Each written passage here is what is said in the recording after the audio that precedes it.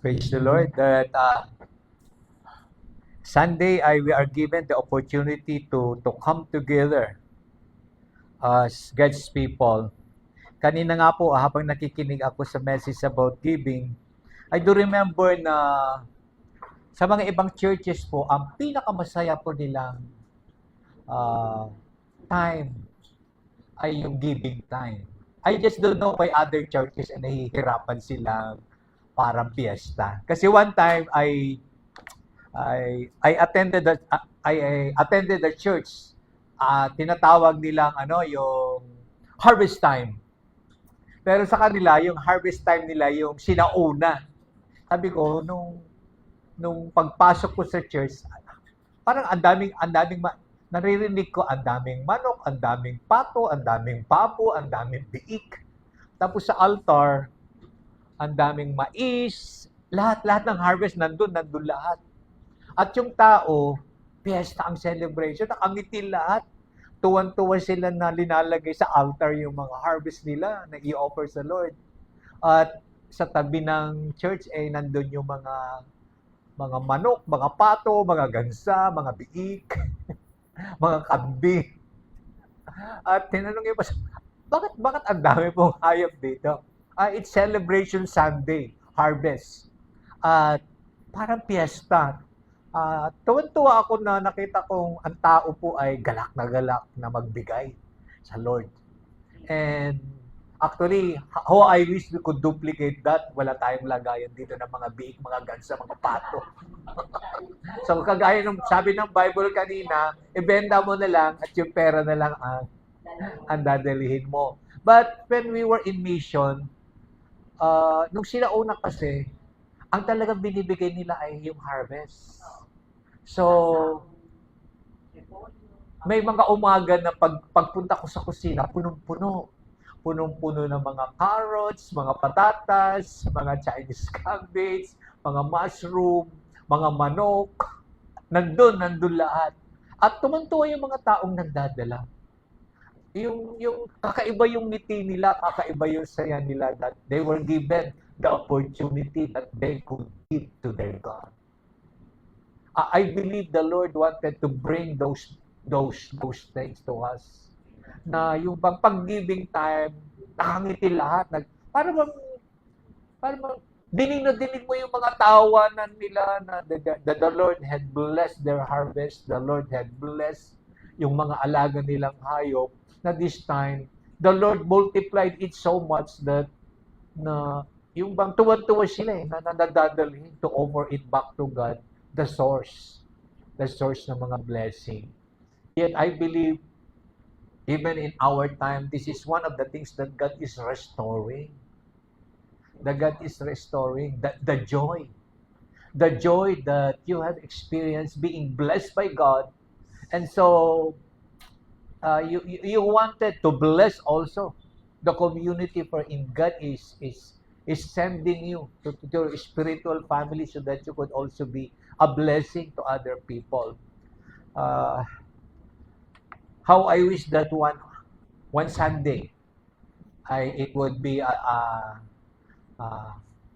don't know yet the term, pero that is already in my heart. I will be declaring one Sunday that would be giving your best. Giving your best.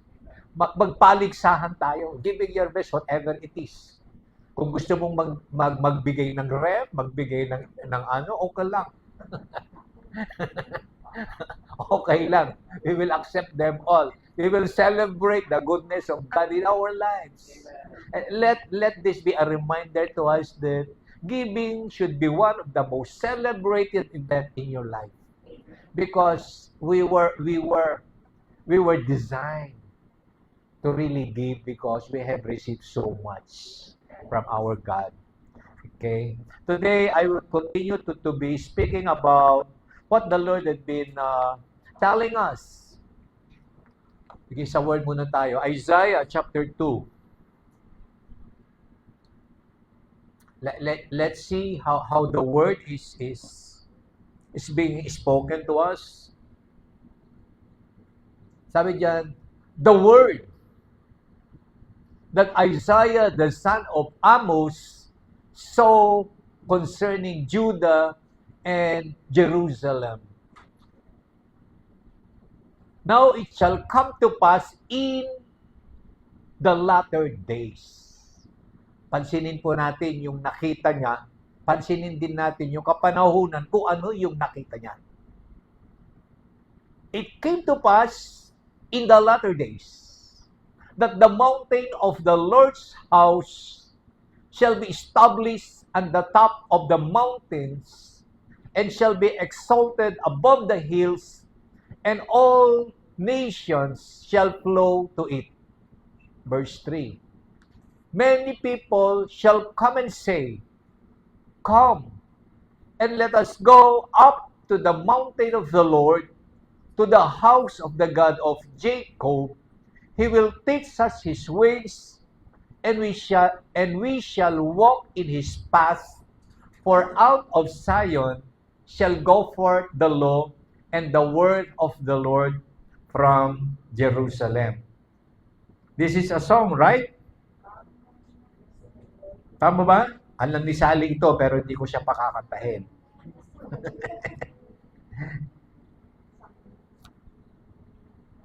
For the past weeks, the Lord had been speaking to us about mountains. The Lord had been speaking to us na He is inviting us na umakyat sa mga bundok na yan. Nung bata-bata pa ako, that is, hindi ko naman siya sports, pero that is isa yan sa mga pinaka gusto kong gawin. Climbing out mountains. The very reason why that was my first mission field in the mountains. Kasi tuwan-tuwa talaga ako every time I climb a mountain. And this time, may sinasabi ang Lord patungkol sa mountain. In fact, in our PPC, the Lord had been speaking about mountains, the coming up and the going down. But this time, ang pinag-uusapan naman dito ay going up to the mountains. Pag-akyat sa bundok na yan. Pero this time, it is not just a physical going up to the mountain, but it is a prophetic declaration wherein God is speaking about our time. Sa Isaiah po ay nakita niya ang kapanahunan natin. Pinakita sa kanya ang Lord. Kasi ang sabi doon sa verse 1,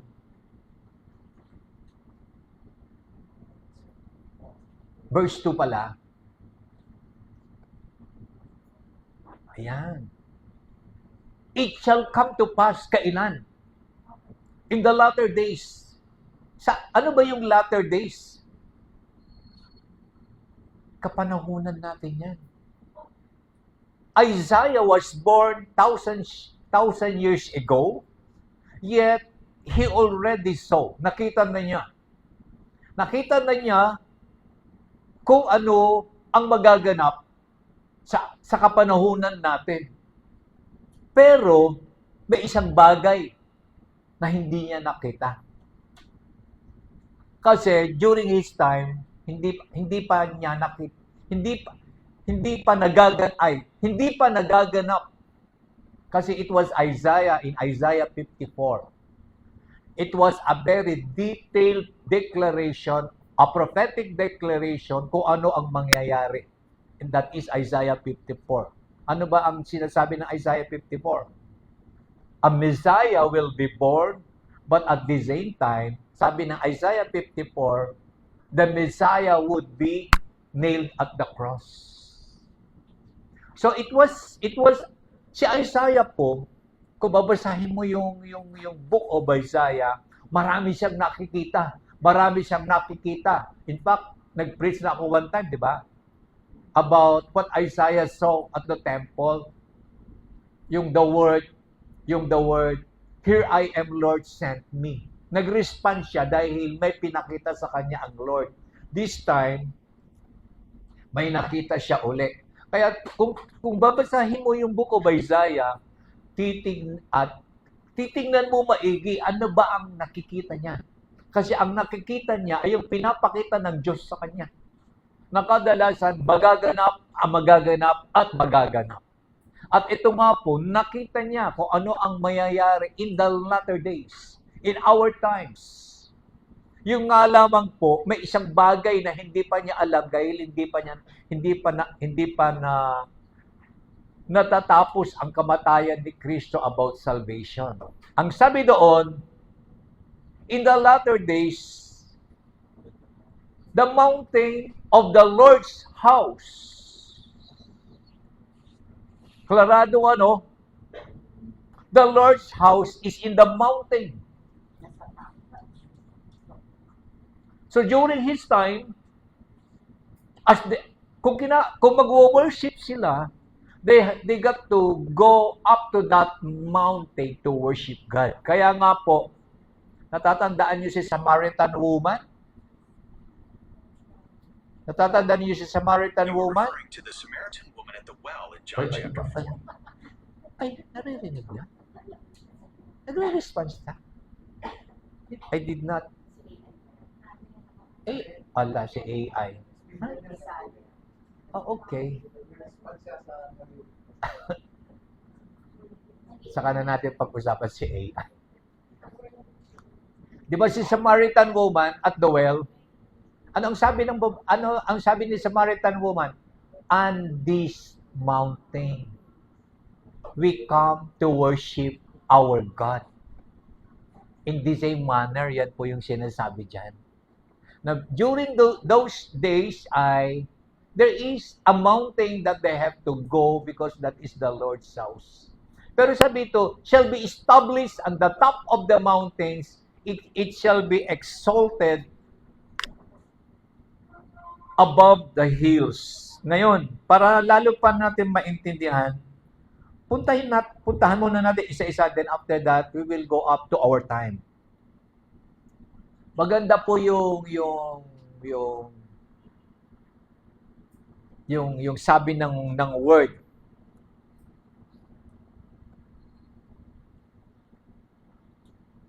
Ano ito? And tingnan ko ngayon verse 3, mukhang hindi Ayan. Ano ang sabi ng mga tao? Come, let us go up to the mountain of the Lord. Yung binabanggit po sa verse 2, ay, ang sinasabi dito, ang mga tao daw ay nagsasabing, come and let us go up to the mountain of the Lord. They knew that on that mountain, God's presence is there. At para sa kanila, gusto nilang pumunta sa bundok na yan. Pero ang nakakapagtaka po ay ang tao ay hindi lamang siya nagkakaroon ng desire to go up to that mountain. There is zealousness to go. Pero ang gusto niya ay meron siyang kasama. Come, let us go up to the mountain. This is what God, ito po yung nais ng Lord para sa atin. Na hindi mo lamang gusto na pumunta sa presensya ng Diyos. Ang palatandaan na totoo ang kagustuhan mo, nanggagaling yan sa puso mo na gusto mong pumunta sa presensya ng Diyos, ang isang magandang palatandaan ay nagyayaya ka pa ng iba. Alam mo na maganda yung pupuntahan mo, ang palatandaan na sigurado ka sa puso mo na maganda ang pupuntahan mo ay hindi ka lamang ikaw ang you did not only choose deliberately to go, but what? To invite other people to come with you to that place where you are going. Kaya tama po yung decision ng ating kapatid, yung tatay, yung head of the family. Sigurado siya na maganda yung pupuntahan niya. Kaya nga, dahil sa kasiguraduhan sa puso niya, may kagalakan siya, ayokong ako lang. Gusto ko yung asawa ko, yung anak ko, ay kasama ko rin. And that should be the attitude of God's people. Ganun po dapat ang puso natin. Ang katibayan na maganda, yung pupuntahan mo, sa puso mo pa lang, ay nagsasabi, hindi dapat ako lang. Dapat magsasama pa ako ng iba dahil maganda ang pupuntahan ko. If only all of us will do that, I believe the Lord would transfer us to a bigger place. Kasi kung ang bawat isa sa atin, ganyan ang attitude, alam niya na ang pupuntahan niya ay maganda. It is because this is where the presence of God is. May magaganap dyan. Later on, pag-uusapan natin yung magaganap. May magaganap sa aking pagpunta. But in my going, I will not be going alone. Kaya ang sabi ng Word of God, in the latter days, people would say, "Come, let us go." This should be our heart cry. This should be our declaration. Hindi ka dapat masaya na ikaw lang. Dapat ang kagalakan sa puso mo na pumunta sa presensya ng Diyos ay nag-o-overflow, nag-uumapaw. Hindi lamang dapat ako ang magiging masaya. Hindi lamang dapat ako ang take advantage ko ano ang magaganap doon, kundi I will bring my family, I will bring my friends, I will bring my neighbor, we will go together. Ganun po dapat ang attitude natin dahil nakita na Isaiah, this would happen in our time. I believe dapat makita natin ito. Na I will bring them, I will bring them, I will bring them. Why? We will meet God together. Merong magaganap sa amin, sa pagpunta namin. Because God is there. Ay yung nga lang, may outingan, sinama ka. Ang bilis-bilis mong mag-oo. Ano pa kaya kung ang invitation sa'yo, pumunta tayo sa presensya ng Diyos, makinig tayo kung ano ang sasabihin niya sa atin.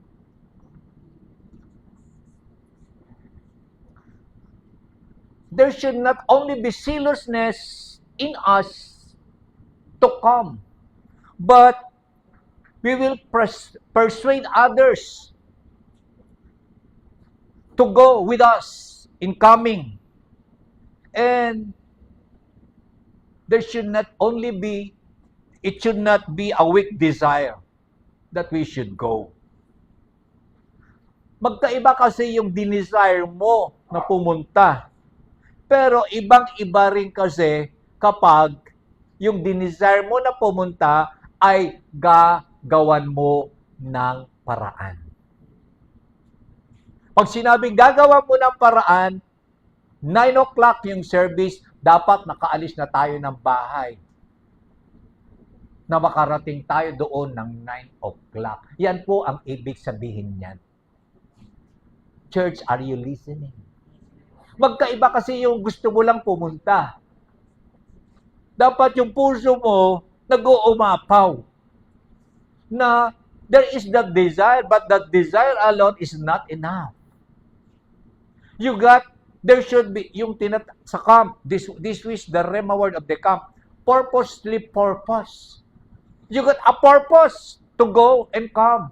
Pero magkaiba po kasi yung talagang pinurpose mo talaga yung purpose na yan. Yung layunin mo ay yung talaga ang layunin mo. And so you got to do every effort na, kung maraming labada, saka na lang yan, gagawin natin after the service. Ganun po yung sinasabi dyan. Come! You invite others because there is so much excitement in you. You got the desire, yes, but the desire is not enough. There should be that strong desire to really come Pag sinabing mong to really come, tatanungin mo, saan ba yung lugar? Ano bang oras? So that you will be there before that time. You are so excited. God looks upon our hearts. Sabi nga sa Samaritan woman, the Lord is looking for people who will worship Him in His presence. Naghahanap ng Diyos ng mga taong that is their purpose. Meron sila talagang intensyon, and so they make every effort. I believe we can do that. Kasi karamihan sa inyo nagtatrabaho. 6 o'clock. Di ba mayroon kayong kadalasan 6 o'clock ang report time nyo? Nakakapag-report naman kayo before 6. In fact, I was invited to one service. Alam nyo ba kung ano yung oras ng service nila?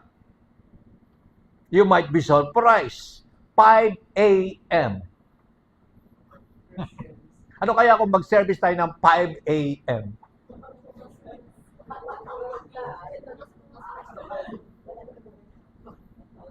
Nung narinig ko, sabi ko, are you sure may a-attend? So, 4:30 dapat nandun na kami. Kasi 5 o'clock yung service. Only to find out, everybody is there. 5 o'clock, why? They are farmers. Seek ye first, sabi nila, seek ye first the kingdom of God. Bago daw pumunta sa bukid, mag-service muna daw sila. So the service is 5 to 7. 9 o'clock na yung service natin hirap na hirap tayo. 5 o'clock yung service. At yun nga, people are coming in their 5 o'clock service. Why? Sabi nila sa bawat isa, come, let us go. Let us go. May gagawin ng Lord dyan. Totoo, maraming gagawin mamaya. Totoo, mahirap yung trabaho mamaya. Pero unahin muna natin ng Lord. Their heart is overflowing with gladness. Come, let us go. This should be your heart cry today. Dapat ito ang sigaw ng puso mo. Hindi lamang ako ang pupunta. Ali kayo, sumama kayo sa akin. Tayong lahat, pupunta tayo. Amen. And nakakatuwa po na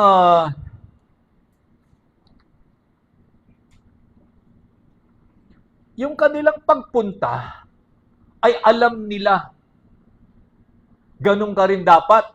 You don't just come. Alam mo kung bakit ka pupunta. Mahalaga po yung alam mo kung bakit ka pupunta. Kasi that would create in you na kakaibang galak sa puso mo kasi alam mo na yung magaganap. Alam mo na yung mangyayari. Ano ba yung gusto mong mangyari? Because on that mountain, for the presence of God is, ano daw yung gagawin ng Lord sa mga taong nagdesisyon na pupunta? He will teach us His ways. Ang Lord mismo ang magtuturo kung ano ang kanyang kaparaanan. God's ways is always the best. So if you want the best in your life, it must be the teachings of God in you. Pero dapat, unahin mo muna na ang puso mo ay nagkaroon ng kakaibang desire, kakaibang kagalakan na pumunta at ito ang layunin mo. Lord, pupunta ako dahil gusto kong turuan mo ako ng iyong kaparaanan sapagkat marami akong alam na kaparaanan sa buhay pero gusto ko pa rin, Lord, pinipili ko pa rin, Lord, kung ano ang kaparaanan mo. His ways are not our ways. His thoughts is much, much higher than our thoughts. Kaya nga po, in your coming, make the best out of it. Don't be distracted. Hayaan mo yung mga batang maglililikot. Let them enjoy also the service. Because one thing I know when I was a Sunday school teacher, very clear ito na itinuro sa amin. The Holy Spirit that is ministering to the little children is the same Holy Spirit who are ministering unto us adults. Hindi mo pwedeng sabihin, hindi naman niya naiintindihan yung Bible study, naiintindihan niya. Why? It is the same Holy Spirit who are teaching them. Ang banal na Espiritu na nagtuturo sa kanila ay parehas na the same Holy Spirit na nagtuturo sa akin.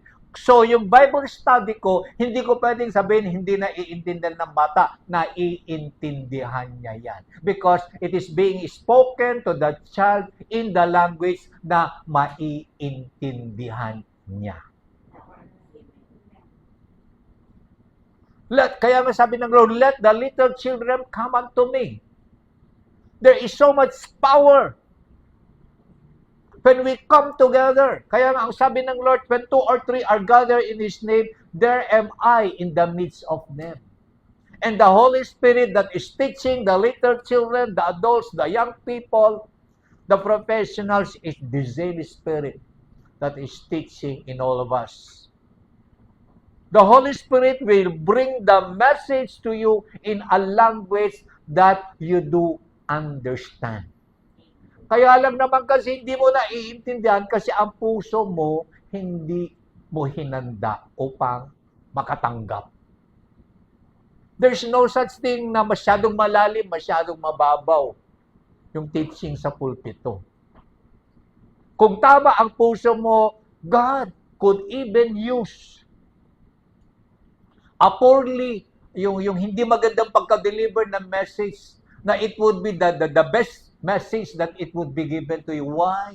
Because it is the Holy Spirit that would teach you. Kaya nga po, ang sabi ng ano, He will teach us His ways. Pero ang maganda po yung pangalawa. At lalakaran ko. Maganda po na na matutunan mo. Pero hindi dapat nagtatapos na natututunan mo. Dapat yung natututunan mo ay magiging bahagi ng buhay mo sa pamamagitan ng iyong paglakad. The best way to memorize a Bible verse is ilakad mo yang narinig mo. At kapag linakad mo yung narinig mo na sinabi ng Lord sa iyo, it will already become of your life. It will now become of your vocabulary in your mind. Amen. Dapat mo dalawa ang layunin mo palagi. Lord, gusto ko matuto ako, makikinig ako. Lord, I don't want to be distracted. I want to listen. And at the same time, Lord, itong tinuro mo sa akin ay lalakaran ko. Ang pinakamadali pong obedience is, ano man yung marinig mo, start walking, start applying in your life. So that there's no such thing na mahirap sundin. Kaya lang naman kasi na mahirap sundin kasi nakaugalian mo ng pipiliin mo lamang yung gusto mong lakaran. Huwag kang mamimili. Pag sinabi ng Lord, gawin mo. It's not by might nor by power, but by Spirit of God that would enable you. Kagaya po ng palagi kong sinasabi sa inyo, I had never heard any Bible study about giving. Nung nag-start akong magbigay. I just knew, alam na alam ko sa puso ko na I got to give. It is because they are telling me to give, but I was created to give.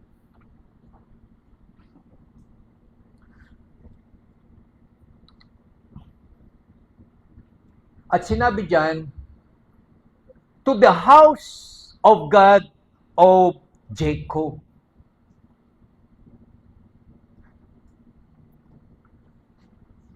The house of the God of Jacob is another term for the temple in Jerusalem, emphasizing the covenant relationship between God and the descendants of Jacob or Israel.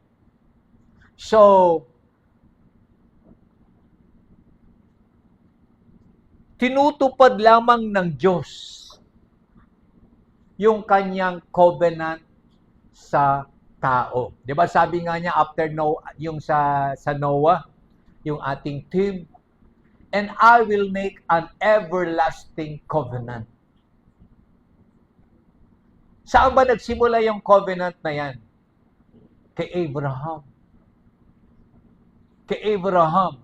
From Abraham, napunta sa kanyang anak na si Isaac, at si Isaac napunta kay Jacob, and so on, and so on, and so on, but something happened. Mahalaga po kung bakit ang tao po ay nilikha na ang puso niya ay merong puwang palagi na gusto niyang pumunta sa presensya ng Diyos. Let's go back to Genesis chapter 1. When God created man, when God created the earth and the heaven, alam na po natin, naituro ko na sa inyo. Create, dinivide yung waters, nagkaroon ng land. Tama po ba? Nung nahati po yung tubig, nagkaroon po yung lupa. So ang sabi doon, may himpapawid, may tubig, may lupa. At nung na-create niya yon, ano ang sumunod na na-create niya? Nag-create siya ng mga ibon para sa himpapawid. Tama po ba? Nag-create naman siya ng isda para sa tubig. Nag-create naman siya ng animals para sa lupa. Bakit kailangan pa isulat ang mga bagay nito? Mahalaga. Kasi, ang mga ibon ay create yung himpapawid upang doon sila tumira. Ang mga isda ay create naman ang mga ocean, ang mga sea, ang mga river upang sila ay doon tumira.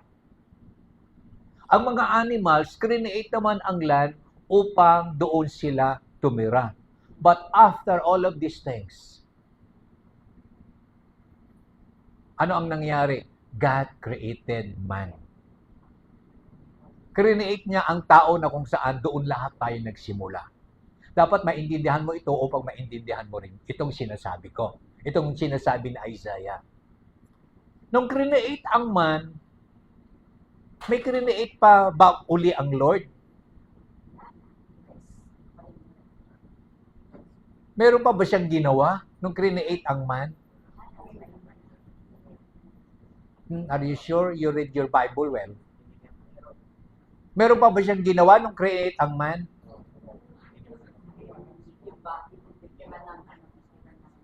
He created what? The Garden of Eden. Tama?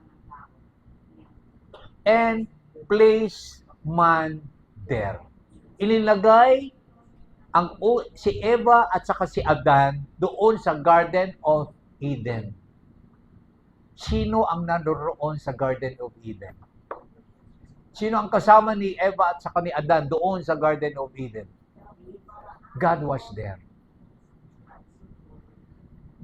Man was created to dwell in God's presence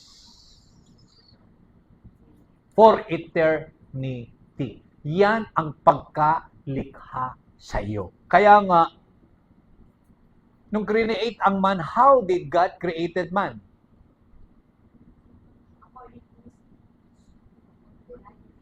Paano niya Very detailed kasi ang God eh. Hiningahan ng Diyos ang tao. Ang hininga mo ay hininga ng Diyos. So from the very beginning, you are created in the same manner God breathed. Kaya nga, Yahweh.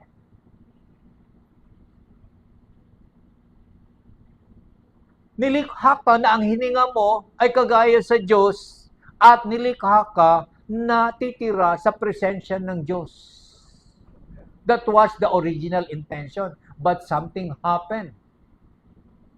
May naganap po, nasira po yung magandang plano ng Diyos. At alam nating lahat dyan, bumagsak po ang tao dahil sa kasalanan. At lumala ang kasalanan na yan na sa kapanahunan ni Noah, nakita ng Diyos lahat ng tao ay sobra ng wicked. That's the very reason why nagkaroon ng flood. And it is not just to make the story beautiful. Kasi ang tingin lang natin, pinaganda lang yung istorya, but it is not. God has to preserve a family who would continue God's original plan. Kasi yung original plan of God to be with men for forever, even until today, that is His plan. And praise the Lord, kasama ka sa planong yan. Kaya dapat maintindihan mo kung bakit hanggang ngayong buhay ka pa. Buhay ka pa. At bakit nagkakaroon ka sa puso mo, saan nang gagaling yung gusto kong makarinig ng salita?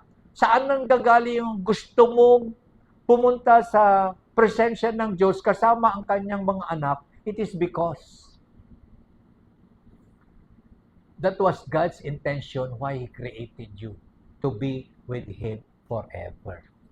Pero naputol yan dahil sa kasalanan. And so, God has to wipe out in the times of Noah everybody except Noah and his descendants. Pero, anong nangyari? Patuloy pa rin na nagkakasala ang tao. That's the reason why nagkakaroon po yung tinatawag na offering in the temple. Pero, si Isaiah po, ginamit ng Diyos.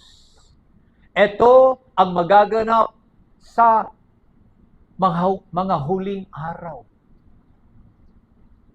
Ang lahat po ng mga tao and even the nations will come together in the presence of God to worship Him. Ngayon, since God is saying na ito po ang makikita natin sa ating kapanahunan. Even for those people na hindi nila kilala ang Diyos, ay sasama sila, nations after nation, kingdom after kingdom will come together to worship Him. This is now the challenge to us. Kaya ang sabi ng Lord nung umakyat siya sa langit, ano ang sabi nga niya? Ano ang huli niyang habilin sa atin? Go and preach to all the nations. Why? God wanted all of us this time to participate ang kaganapan ng nakita ni Isaiah. Nakita na Isaiah ikaw. So I believe in the heavens, God is praying, Lord, ang mga tao ito, let them go and share the gospel. Nation after nation, kingdom after kingdom would be coming together to worship the God. And so God is now wanting you and me to participate in this future event, and that is now in our time. In our time. May isang bagay lang na naiinggit sa Isaiah sa atin. Kasi during his time, Isaiah 54 ay hindi pa nagkaroon ng kaganapan. Kaya nga, ang sabi nga niya, come, let us go up to the mountain of the Lord, the house of God of Jacob. Kasi during his time,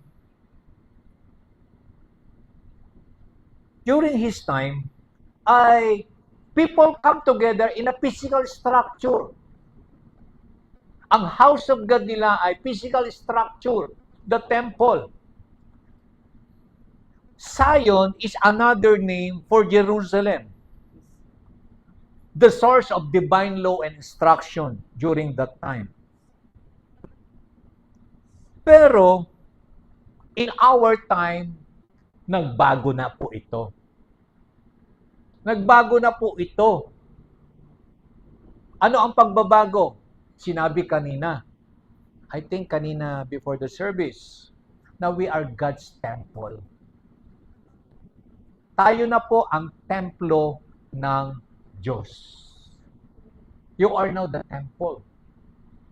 So, physically, there is no more mountain to be climbed.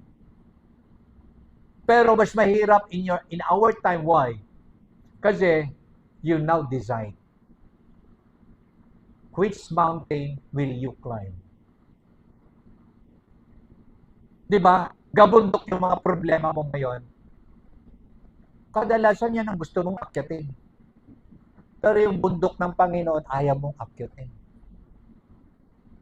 You always choose which mountain will you climb. The moment that eventually it would be hard for you to climb. Puti pa si Isaiah. There is a physical mountain to be climbed. But ang sabi niya, hindi lamang ako ang pupunta. Pero, mag-i-invite pa ako ng iba na kami ay pupunta sa bundok na yan. I do remember nung nag-mission pa kami sa Benguet, there is that mountain na gusto namin puntahan. To them, it will take them 1 hour to climb. Pero for us, it will take us 4 hours to come. Pero kinakailangan mo na rin kasing magmadali kasi magdidilim na, wala ka nang makikita. Kung aabutan ka ng dilim. Pero, kung nakarating ka naman doon sa bundok, karamihan na nakapunta doon, langit na kasi yung clouds nasa baba. You are now above the clouds. Pero it's worth climbing mountains. How much more if you climb God's mountain? Which mountain are you climbing?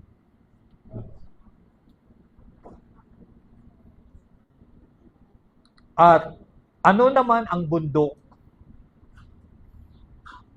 na pinupuntahan mo? Is it the mountain of your problem or your challenges, or is it the mountain of God where His presence is there? Seemingly, it is a mountain to you. Pagpunta mo sa church kasi ang dami mong dahilan. Yung mga dahilan mo, those are mountains. The moment dinadagdagan mo at dinadagdagan mo at dinadagdagan mo yung reason kung bakit hindi ka makaka-attend ngayon, you are just building a mountain for you to climb later on. If I am you, don't create a mountain in going to God's presence. Kasi kadalasan wala na nga yung mountain, you are now the temple. Gusto mo pa yung mountain to climb. Tatandaan mo, in our time, wala na po yan. Kasi 2 Corinthians chapter 5, verse 17, preach ito last Sunday. Ang sino man nakipag-isa kay Kristo, siya na ay isang bago nilala. Ang kanyang nakaraan ay wala na. Lahat ay naging bago.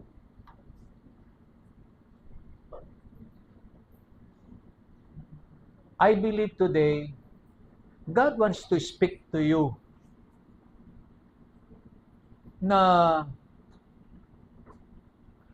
that physical mountain ay na sa kapanahuanan na Isaiah is no longer there for you to actually climb.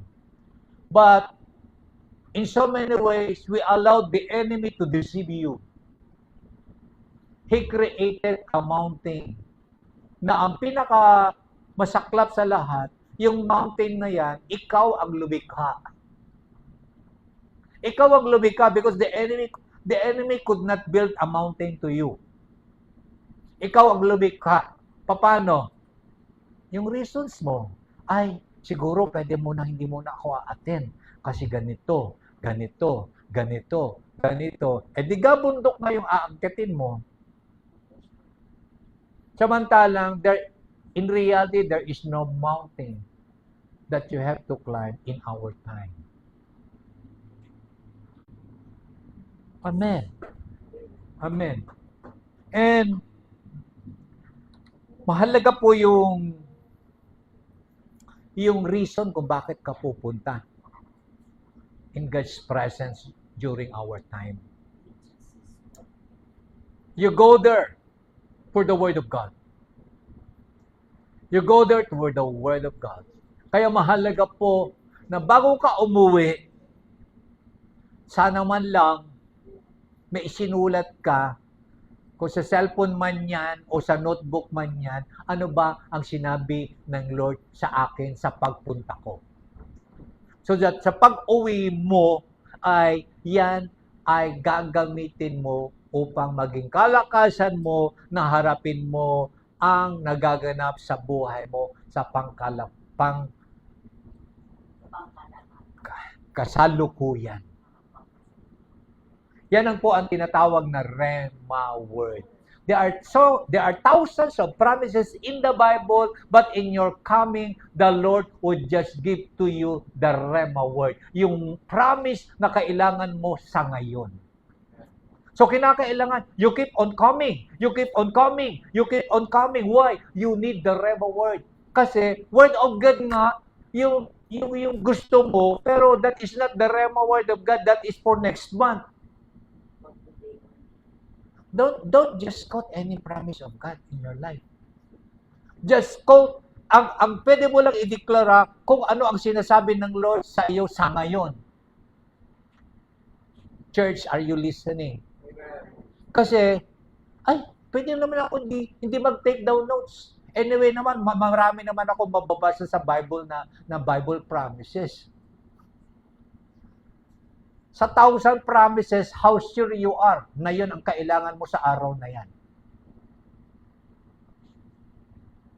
The very reason why God wanted us to gather together as a church is there is a Rhema word just for this day and for the next week to come.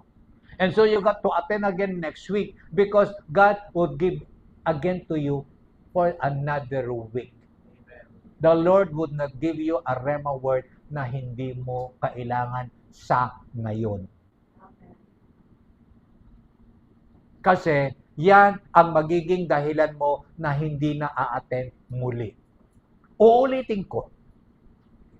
Hindi ibibigay sa iyo ng Lord na ang promise na kailangan mo para sa next week kasi yan ang magiging dahilan na hindi ka a-attend. A-attend ka uli kasi kailangan mo yung promise doon sa next week mo. Pero ibibigay yun next week pa yun, hindi sa ngayon. At hindi rin ibibigay ng Lord yung Rhema word sa iyo. Anyway, I get my Bible at home. I could always read. Hindi mo pwedeng utakan ang Lord. Mas mautak siya kaysa sa akin, kaysa sa iyo. Natutunan ko po yan. Kasi in my mind, ako na lang ang pipick up ng Rhema word. No. It has to be God. Kasi alam niya yung mangyayari sa'yo. Siya ang magbibigay sa'yo ng Rhema word for today, for tomorrow, and for the week to come. So I must be attentively listening to what God is saying. At para attentively makalisten ka, Ano ang ginagawa niya? He designed a gathering just like this. Pwede mo naman kasing gawin yan sa bahay mo. Kaya lang, chances are,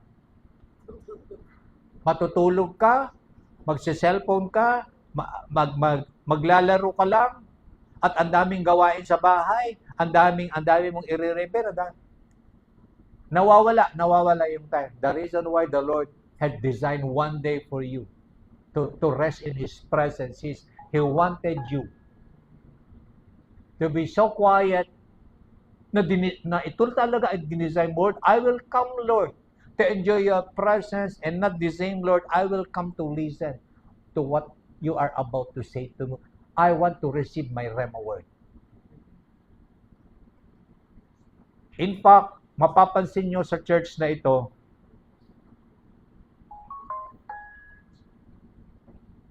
na iba po tayo ng direction ngayon. Kasi, we in the leadership ay hindi kami hinahayaan ng Lord na magkaroon kami ng one-year plan. We got to trust God what He is about to say. Because the safest way of doing things is God has to speak first. At kapag nag-speak ang Lord sa atin, everything na meron sa sinabi niyang salita, nandun lahat yung kailangan natin. I found this so very, very true and powerful in my life. Ang dami-dami kasing pwede kong gawin, pero tinatanong ko palagi, Lord, pupunta ba ako? Kung pupunta ako, ano ang gagawin ko dyan? Kung pupunta ako, sino ang makakausap ko? Ano ba ang dapat kong sasabihin sa kanila? Kasi, sa kapanahunan natin ngayon, very attractive po ang mundo ngayon. Tama? Napaka-attractive po ang mundo ngayon. Lalong-lalo na ngayon. Chinese New Year. Huwag kang pupunta sa Binondo. Sa kapanahunan ngayon, uuwi ka na nagastos mo lahat yung pera mo. Yung mga bagay na wala kang balak bilhin, na iuwi mo. Na kadalasang kumbinsan, hindi mo naman magagamit. I knew that. Kasi one time, in-invite ako, sumama ako. Pag uwi ko, ang dami kong bitbit. Ang dami kong bitbit. Sabi ng kapatid ko, sino kakain niyan yung mga pinag-uuwi mo? I bought more than what I needed. At yung iba na sayang. Simple things, kung minsan ay nagaganap na nasasayang because we don't have God's instruction. When you go to a place that God never is sending you, we are always inviting trouble. Even if that place is good. Natutunan ko yan sa buhay. Kahit maganda pa yung lugar na yan, kahit mabuting tao pa yung nag-invite sa'yo, kung hindi ka na pinapapunta ng Lord, huwag kang pupunta. It would be better na makinig ka, may rhema word ka na pinangahawakan, may sinabi sa'yo ng Lord. At ang kaganda po nito ay, have you noticed those who are attending our PPCs, anong Saturday of the month ba to? Third Saturdays of the month, I invite you all. Saturdays, 4 o'clock in the afternoon, yun po yung gathering natin na kung saan we will just stay in God's presence. Tuturuan niya tayo kung paano makinig. Tuturuan niya tayo kung paano sumamba ng tama. Tuturuan niya tayo kung ano ang direction natin. At kapag nakasanayan mo kung paano makinig sa boses ng Panginoon, sa direction ng Panginoon, later on, in your ordinary walk of life, matututunan mo God is speaking to you what to do next. What to do next. Mabibigla ka na lang kung minsan nasasabihin ng Lord sa'yo, huwag kang sasakay sa bus na yan. Huwag kang hihinto dyan. It is God speaking. Kasi nakasanayan mo na to come into His presence. Nakasanayan mo na teaching God His ways. Nakasanayan mo na lumakad ka sa Kanyang daraanan na hinanda na niya para sa iyo. But most of all, the most important part, nilikha tayo ng Diyos na manatili palagi sa Kanyang presensya. Yan ang pagkalikha niya sa atin.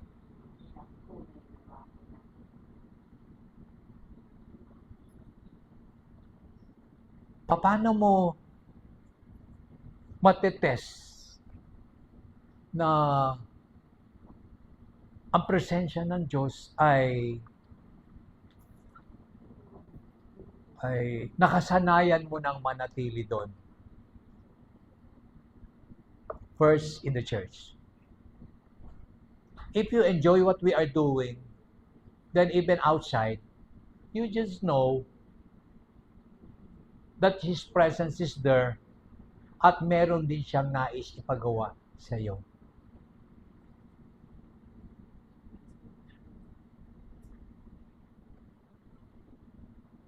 Madalas po ay the Lord would just create an opportunity for you to minister to somebody. Ako kasi lately meron palaging mga sitwasyon na na-encounter ko na I just feel that God's presence is there, that God is doing something. I just don't know kung sa mga malls ba nakakita na ba kayo ng mga nagbabanda? Student usually, yes. Madalas kasi yung mga nadadaanan ko ay may mga ganon. Sa MRT Cubao meron pong ganon. Sa SM Cubao meron din siyang ganon. May karatula doon na sinasabing kumakanta siya dahil nag-iipon siya pang tuition niya. Di ba? Meron mga ganon. Nagbibigay naman ako, pero one time nung nag-break siya, kinausap ko talaga siya. Not to test the person, but I just wanted to know. Sabi ko, kailan ka pa, parang ngayong lang ata kita nakikitang naggaganito. Opo, kailangan ko. Instead na wala naman akong ginagawa, ay meron naman akong talent sa singing. Hindi lamang po kagandahan. Hindi maganda nga ang boses mo. Siguro pinaganda na ng Lord. Hindi nga lang po kagandahan, pero this is my way of helping myself na next sem po, sana makaipon ako kahit papano para makapag-enroll uli ako. Yan ang sinasabi. And so, sige, I will be praying for you that you would have enough. You would have enough for it. And I found out na sometimes we got to stop at people to give them an encouragement so that their life would become easy and we become a blessing. Kasi ang sabi ng word kanina, the Lord blesses us so that we could become a blessing to others. God are opening doors for you to become a blessing. Maaari kasi hindi mo napapansin, pero sometimes the Lord wanted you to stop and to minister to a person that needs ministering. At kung minsan, may mga taong kinakailangan ka rin mag-stop para to assist them. Kasi noong one time, nagpunta po ako sa ospital for my check-up. I found this old woman na nakaupo sa wheelchair. Sabi ko, nasaan po yung kasama nyo? Na nandun po sa nakapila. Sabi ko, anong oras po ba? Sabi ko, mag-alas 12 na. Anong oras po ba kayo nandito? Ba't nandito pa kayo? Kanina pa daw siya alas 6. Sabi niya sa akin, nagugutom na nga po ako. Kaso hinihintay ko. Sabi ko, priority po kayo. So, tawagin mo yung nagbabanday sa'yo, ganito, ganito, ganito. Yun lang naman pala. They need somebody to give them the instruction. Kasi hindi naman dapat pala talaga sila pumila. Kasi magpapa-blood chem siya. Hindi daw siya, may mga baon siya. Hindi daw siya pwedeng kumain. Kasi hindi pa daw siya nakukuhanan ng dugo. Alas 6 pa daw siyang pumila, mag-alas 12 na. Ang ibig sabihin, hindi pa siya kumakain kagabi pa kasi nag-fasting siya. Kagabi pa. Anong oras na? People like that, the Lord would bring you to situation. Pero, you got to have a hearing ear and a heart that is willing. Yan po ang ibig sabihin ng He will teach us His ways. And we will walk through His path. Dahil hinanda na ng Lord ang lugar na yan na daraanan mo. Ang tanong, alam mo ba kung bakit ka pinapadaan dyan? Yan ang tanong. Kasi kadalasan, lakad ka lang ng lakad. Lakad ka lang ng lakad. Kasi sarili mo lang iniintindi mo. Pero along the way, hinanda ng Lord sa napadaan ka dyan for a purpose. Not only for your purpose, but God's purpose. You were there for a purpose. Just like Jesus. Do you know, when Jesus went to Samaria, Samaria ba yun? Before the Samaritan woman. Samaria. Dumaan muna siya sa Judea. Yung Samaria po, na kinalalagyan ng Samaritan woman, hindi yun dapat dadaan si Jesus doon. Meron siyang talagang pupuntahan na iba. Pero, pinadaan siya ng Holy Spirit sa lugar, sa daan na yan na hindi maganda. Delikado yung lugar na yan. Why? Because a woman is waiting for her there. At hindi rin siya church, listen. Hindi siya pwedeng mali. Hindi siya pwedeng mali. Bakit? Kasi kung malilate siya, hindi niya matatagpuan yung babae doon kasi yung babae, tanghaling tapat lang siya naroroon. Kung malate siya, yung mission niya, hindi na niya ma-accomplish. Yung blessing, hindi na mapapasa kanya. Yan ang malaking aral sa mga taong nalilate. You might be missing so many blessings.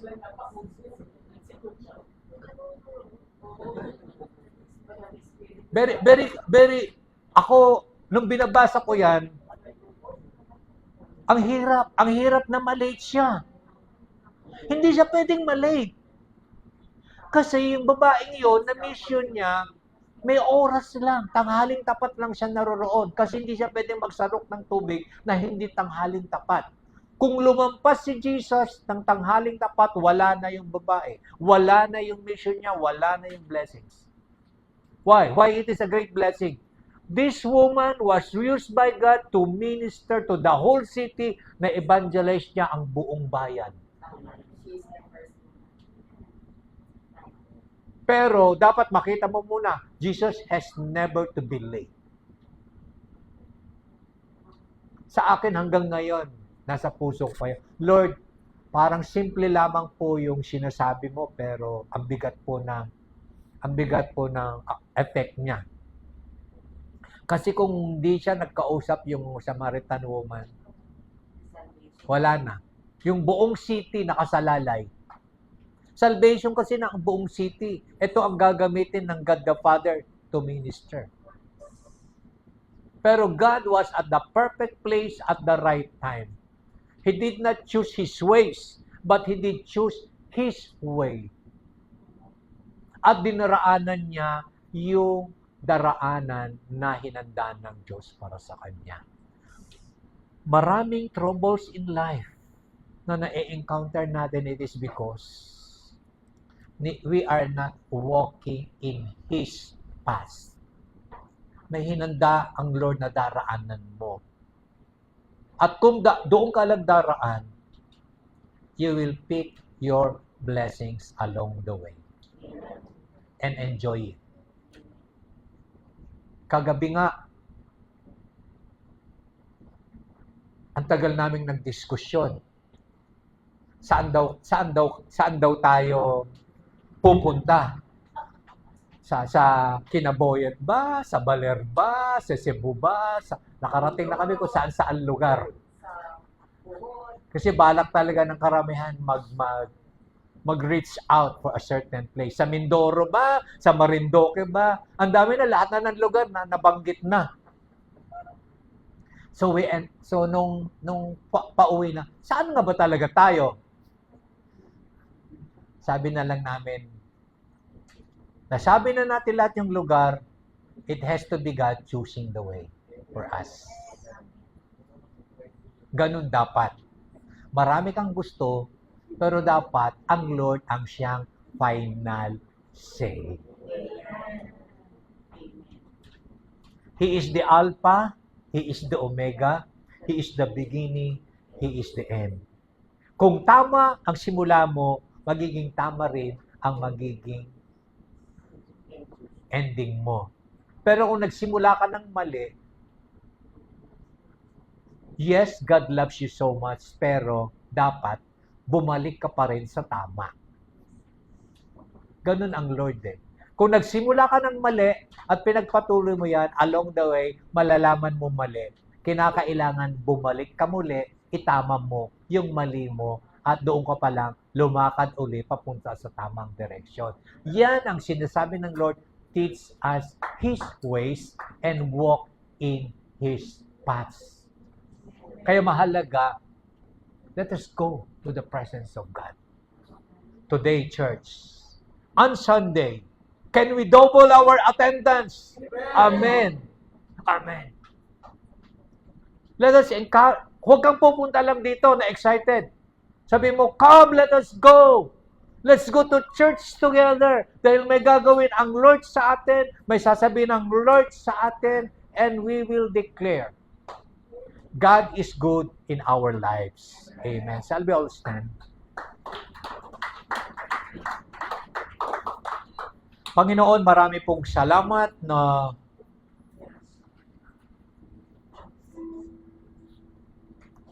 nais mo na magkaroon kami ng kagalakan. Pumunta sa presensya mo kasama ang mga anak mo na magpupuri at sasamba sa dakila mong pangalan. Salamat, Lord, na sa